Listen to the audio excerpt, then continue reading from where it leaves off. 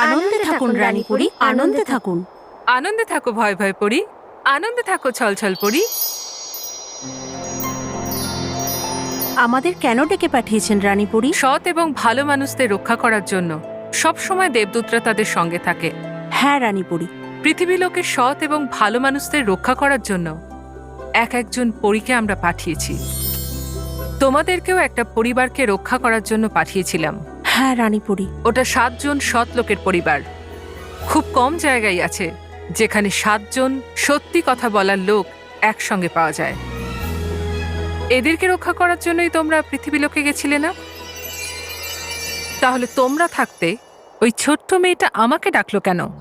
ওই সরল মেয়েটা আমার কাছে সাহায্য চাইছে, এর মানে তোমরা ওকে সাহায্য করনি।